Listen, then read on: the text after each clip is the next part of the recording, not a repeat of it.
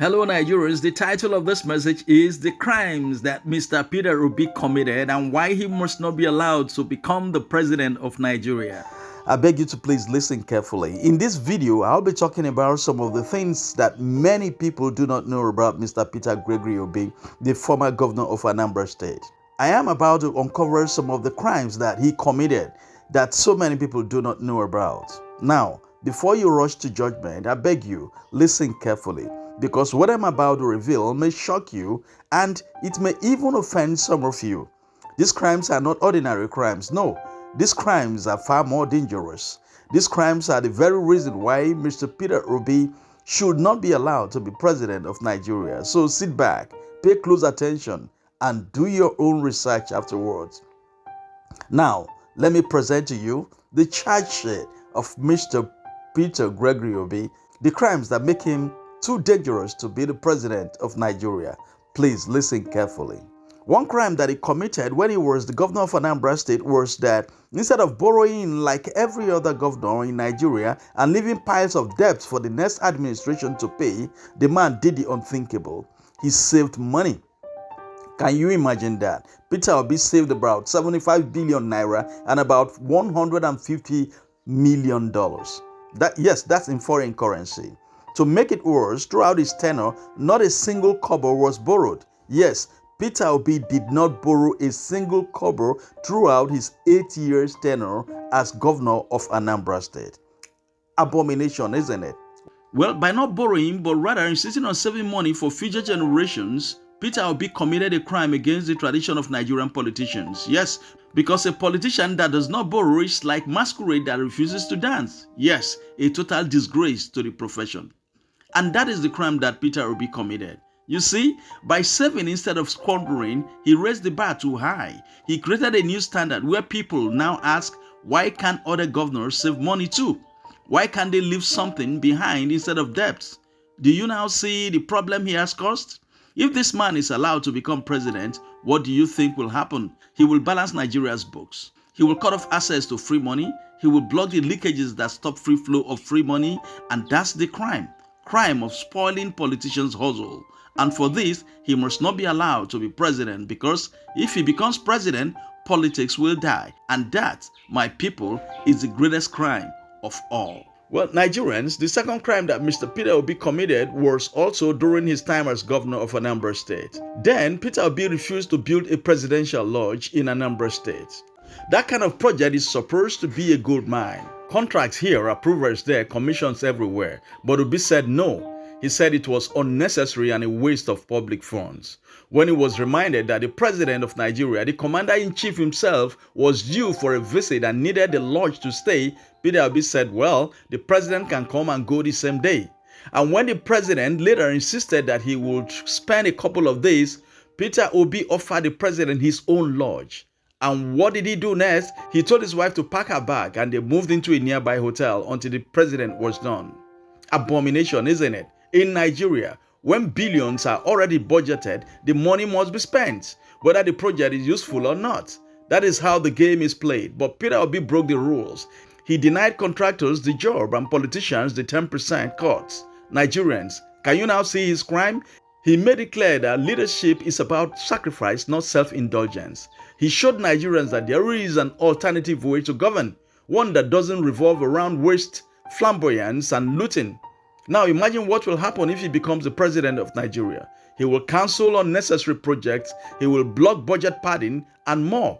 Do you now see why Mr. Peter Gregory Obi must not be allowed to become president of Nigeria? Well, let's go to the next crime that he committed. Nigerians, another unforgivable crime that Peter Obi committed was his refusal to use the money budgeted for him to purchase a brand new bulletproof jeep for himself, for the purpose the money was budgeted for. Yes, he refused to spend the money that was budgeted for him to buy a bulletproof jeep for himself. He refused to spend it for that purpose. Instead of buying the jeep, Peter Obi diverted the funds, not into his own pocket, no, but into something even more outrageous. He went and bought about 100 brand new Nigerian-made vehicles and distributed them to senior civil servants in his state who didn't have cars. Can you imagine such a crime? Well, If such a man is allowed to become president of Nigeria, what do you think will happen? Now, Nigerians, let me add another unforgivable crime to Peter Obi's long list of crimes or offenses. Now, as governor, Peter Obi abolished the office of the First Lady. Yes, he scrapped it completely, claiming that it is not in the Constitution. Can you imagine such wickedness? The office of the First Lady has been a reliable pocket of enjoyment for decades, a place where contracts flow like water, donations pour in, and First Ladies launch pet projects with plenty of ribbon cutting and zero accountability. That office is supposed to be a parallel government of its own, an avenue for the governor's wife and her friends to chop life and make a name for herself. But Peter Obi said no. He said government money should only be spent on things that are in the Constitution, and that charity work should be done with personal funds, not public resources. My people, what sort of politician reasons like that? By abolishing the office of the First Lady, he sent a clear message, which is that governance is about service, not family privilege. Now, imagine what will happen if he becomes the president of Nigeria. My people, let me expose yet another abominable crime that Peter Obi committed while he was governor of Anambra State. This man, anytime he was going to Abuja, instead of organizing a proper entourage with dozens of aides, advisors, commissioners, middlemen, and protocol officers, Obi would simply enter a plane and travel alone. Yes, I mean alone. Well, do you know what that means? By traveling alone, Peter Obi committed two unforgivable crimes. One, he denied so many people enjoyments. No free trips to Abuja, no hotel hopping, no fat escort. He robbed commissioners, advisors, and party men of their God-given rights to escort His Excellency and make money. You see, Peter Obi spoiled the show for many politicians, and that's the crime. My people, if this Peter Obi is allowed to be president, forget it. There will be no escort, no free trips, no excess allowance. In fact, politics itself will no longer be a profitable business. And that, my friend, is the worst crime of all. Nigerians, I give this satire such a provocative title because I know that there are many people out there who hate Peter Obi so much that they don't want to read or hear any good thing about him. I know that the moment they see the headline, their eyes will shine. They will rush, eager to find that long-awaited scandal.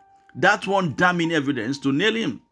Haters of Peter Obi, have you seen that the so-called crimes are nothing but acts of leadership and conscience? So now I ask you, hater, after seeing all these things, do you still hate him?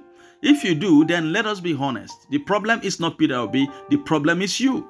Because it means you don't want Nigeria to be better and you prefer the old ways of waste, greed, and destruction.